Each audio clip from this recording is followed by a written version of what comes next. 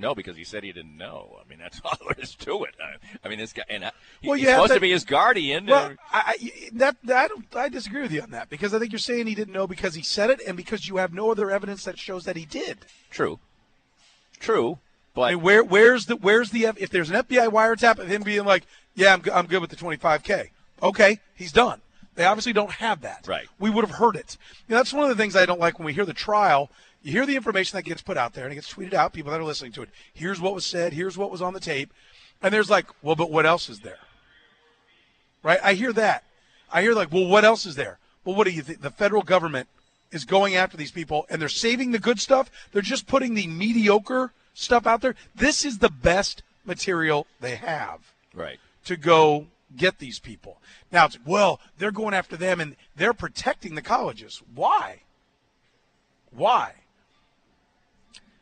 Agreed. I'm just saying it's to me it's complicated. We're on the same page. And it will not be a tragedy if he doesn't get to play more college basketball. No, it will not. I agree with you 100% on that. It will not be a tragedy. I mean, and I think the motivation of many of the people who are saying it's going to be a tragedy is that if they want him to play on the team. I mean, he's a good player, I guess. But don't try to, the poor kid. He's not. He's going to be fine. He's going to make money playing basketball. He's a talented player. He may not play in the NBA, but there's many, many options for a player like him. So then what I think what happens is everyone's going in a different path on where their point is on something, and they don't cross. And so you're labeled, if you're not on my path, as like you're against me. And I think really what I think some people say is with De Souza, yes, he's going to be fine, but he is one of the cogs, all the players are in the big schools, of a multi-billion-dollar industry, and they're getting nothing. And he's not able to his full extent, excel his basketball career. He is not able to continue working towards his job goal. Forget about school. If we're all at school to get a job, which is what we're really there for, his part of the schooling is the basketball. He's not able to do it, while meanwhile, Dabo Swinney gets a $9.3 million a year contract. Agreed. I think that's fair. I think it is fair, but also that's the way this system is set up. And for many of the people who are in the position to be the ones who would glean the most, all we're talking about is the fact that they can wait 8 months and make the money. All right, so Zion didn't get any money for the time he was at Duke. And look, he was a national sensation, and people made all this money because his games were on TV and so on. So shut up. Wait. You only got to wait 8 months, and you're the top pick in the NBA draft, and your life is fine. I'm fine, but if he didn't want to be there, there's no reason to make him go. Right.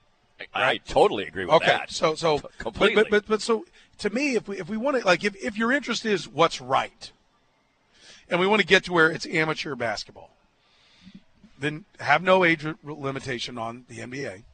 Let them go to the NBA whenever they want. Exactly. Let the G League become a better brand of basketball than college basketball, and root for the old alma mater. And while you're at it, along the way, let's start penalizing the people that will actually affect the change. The president of the university and the athletic director take significant financial hits anytime an athletic program goes on violation. Same way that if you have a Tyreek Hill situation, Andy Reid takes a monetary hit, Brett Veach takes a hit, they lose a draft pick, Clark Hunt takes a hit. Until those people that have all the money feel it in their wallet, they're just laughing and making rules for the people that are scrounging for the scraps beneath them. Oh, look at the urchins, the peasants, the servants around there. Let's make these rules for them. And also the head all coaches, the money is up there. Put the penalties on them. The head coaches have to not have plausible deniability. I mean, if you hire an assistant who goes rogue, tough beans. Yes, you get penalized. I'm flabbergasted that Curtis Townsend is still coaching basketball at Kansas. Flabbergasted. Why? Because he's on tape saying, "Well, I guess we'll do it if that's what it takes to if we got to pay the dude $20,000." Have you ever yeah-yeah'd somebody? Oh, dude, we got to get together for a beer. Oh, there's no way in hell I'm going to drink a beer with you, guy, because you are a big pain in my ass. Yeah, we got to do that sometime. Yeah, let's do it. You said you're going to have it. I'm never scheduling with that guy. Ever. It's never, ever going to happen. You've never yeah-yeah'd somebody? Oh, yeah, but I don't think that's what it was. I don't think it was a yeah. But that's not how the court system works, Danny. I'm not saying that he's even legally. Okay. That he's. You just think Kansas should fire him immediately? Yes, I do. Okay. I think that having somebody publicly. If Bill Self said you fire Curtis Townsend when he's had no legal issues, I quit. Well, I think that Bill Self shouldn't say that. Right. Oh, that's all I'm saying. Well, I mean, I think this. If I think Curtis, and I'm not picking on Curtis Townsend. Okay. He's just he's just playing the game like everybody right. else was. I think if Kansas, it wasn't just there's 100 assistant coaches right. who are doing the same thing as him. So let me try this one. If Kansas said, "Listen, it just doesn't look good, and we want a better representative," apparently they don't care. They quickly re-upped with a. I mean, listen, I gave you the scenario of why they anyway. wouldn't do it because you don't want to get sideways with Bill Self. Right. I mean, if it didn't send chills down the spine of every Kansas fan here, Jeff Chadilla talking about, well, Michigan probably should have made a run at Bill Self. Right? I want Bill, like, everyone, the Kansas has been through this once and everybody starts to forget. Don't worry about Roy, Al Bowl. He'll be fine. You fix football. And then Roy went, I'm out of here. And everybody went, oh, my God, you're fired, Al. Right? I think the Kansas people, the money people, remember that lesson. Right. And they don't want to get sideways with Bill Self because whatever he is, whatever you think he is, they mess with it. If Bill Self says Curtis Townsend stays, he stays. And every Kansas fan will back that move. Okay. I do agree. So now, if you talk about firing him for what I think what he meant was he was going to try to pay Zion Williamson, but legally doesn't get it. So then when it comes to Kareem Hunt, you can't. And I understand why they haven't fired him. What haven't fired him because what they're saying is that wasn't bad. Well, because wasn't bad. That wasn't attaboy or whatever you ever. Right. Yeah. Right. So because what I've heard is, well, Kareem Hunt never should have been released, and the Chiefs regret that decision, which I don't think is the case at all. But I've heard it framed this way because the reason he shouldn't have been released, he wasn't even charged with a crime. I mean, I just want to be clear. If you're of that mindset, then you certainly can't be for Curtis Townsend should be fired, right? Yes, okay. Agreed. I believe that Kareem Hunt should have been released. I believe the Chiefs have no regrets about making that move because I don't care how hard he did or didn't kick the woman. That was it. Coupled with, and maybe even more importantly, he lied to them about what's going on.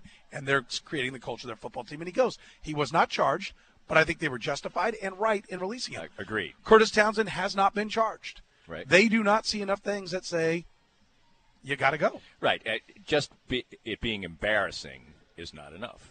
I mean, because clearly it could be, but it's not for them. Clearly, they don't. I mean, perception is not bothering Kansas in any way right now. They just turned right around and took another what? Is it bothering North Carolina? $200 million from Adidas. If you cared about perception, wouldn't you just have switched to Nike? I mean, really. No, because the deal that Kansas has with Adidas is absolutely it's a historic. Sweet deal. People don't understand how it's a fantastic deal for all the other sports programs. Exactly. And I totally know it's a great deal. You would be harming every program you have. But if you Nike doesn't outfit the tennis team, right? And their tennis team's good. But if you cared about because of the Adidas, if you cared about I'm not saying it's a fantastic deal except for perception. Yeah. I'm with you 100%. And also the timing. They just should have said, you know what, we've got an agreement in principle here, but can we just – listen, we're not going to announce it until next year. In our political climate today and what we watch, perception is somehow in anybody's mind in this country anymore? The perception of right, wrong, good, bad? You're joking, right? It's my team, screw you. That's the American way today. Unfortunately. I vote my team. I don't care what my team does. I don't care exactly. You. That is the perception. I'm Team Kansas. I'm Team Democrat. I'm Team Republican. I'm Team Missouri. I'm whatever your team is. Screw you. I vote for my team. I don't care how stupid Petro you look. Unleashed. We'll take a break. Come back with Danny. I'll get to my Yankees and Royals. More of Danny's Reasonably Irreverent podcast after this. We're here with Joe Spiker of Easton Roofing. And Joe, oftentimes people will wait to replace their roof until there is a weather event. What should they know about that? Well, Danny, the important thing to remember is if you're going to turn in a claim to your insurance company, you want to make sure that you actually have damage on your home. If you turn in a claim to your insurance company and they send an insurance adjuster out, it's going to be a claim whether they give you $1 or $10,000. So it's important to make sure that you actually have damage on your home before you turn that claim in. And all you have to do is give us a call. We'll come out, take a look, and make sure there's real damage, and we'll tell you if there's not. Maybe it's just a small repair and it's not worth a claim. So it's always smart to get somebody you trust to make sure there's damage before you turn in a claim. Quality advice and guidance from Easton Roofing, where integrity matters.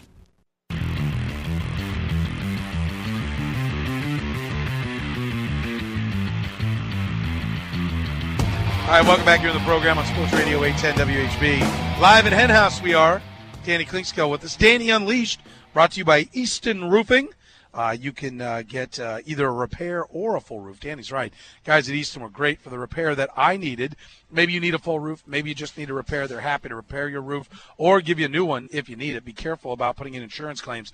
False claims go against your record and can be a big, big problem. A lot of knocking on the door roofers trying to get you, oh, yeah, we can get you a new roof through insurance. Be careful. Call the guys at Easton. Get a free estimate right now at 913-257-5426. Find them online at eastonroofing.com. You don't pay till you're 100% satisfied. That is Easton Roofing. Find them online at eastonroofing.com. We're live at Hen House in the Harry's Brewery, where you can get all the beer you need for this weekend. The payrolls that we know are probably going to take the field, basically the Royals lineup against the Yankees lineup that's actually going to play. Yeah. Not the guys that are hurt. Yep. That's actually going to play, plus the three starters. And I made a correction on this because Kendrys Morales was released by the Jays. Yeah. So he gets the mini. And then claimed off waivers by the Yanks, which means they pay him the league minimum. And in fact, they even play less than that because, $411,000. Yeah, $411,000 is all they're going to be paying Kendrys Morales, and the rest of the money is going to be picked up by the Jays. So the payrolls, those now bullpens are going to be a different thing, which are an important part of the equation. But Danny, what do you guess the lineup and the starting pitchers differences between the two teams? Given the injuries the Yankees have, and looking at the guys who actually have the at bats for the Yankees so far this year, I would say that it's going to be fairly equal. If not, the Royals are paying a little bit more. Yes, indeed they are, Danny. You sniffed it out. My cunning attempt to confuse you. When the at bats, Luke Voit, Gleyber Torres, DJ LeMahieu is making some money. He's making some Brett money. Gardner's making a little money, but Gary Sanchez no, Clint Frazier no, Urshela no. So yeah, the Yankees are 32-17. The Royals are 17-32. The lineup, and this has been the case for the Yankees for a long time. The lineup and the three starting pitchers, the Royals will run out there $51 million. The lineup and the three starting pitchers, the Yankees will run out there $47.3. The Yankees have done a remarkable job. They've been a good baseball organization. In their farm system, they don't have, that many high-priced free agents. I mean, they certainly can bat, and they can, pay CC Sabathia to be an old man, but DJ, they're making smart free agent signings now. LeMahieu was a really smart signing at $12 million. And they've generated enough talent where even their backup players who weren't expected to contribute are good players. Chad Green and Domingo Germán making less than $600,000 each, two starting pitchers that are getting it done. From there, that's a big part of the Royals have to develop more pitching. We'll talk more about that next week with Danny. Danny Klinkskill. Danny Unleashed. Check out DannyKlinkskill.com. Yes, indeed. All weekend long. This podcast was made possible by our great sponsors like Easton Roofing, the presenting sponsor of Kansas City Profiles at the Danny Klinkskill Reasonably Irreverent podcast. Easton Roofing, where integrity matters. We hope you enjoyed the latest Danny Klinkskill Reasonably Irreverent podcast. Come back soon for something fresh and new.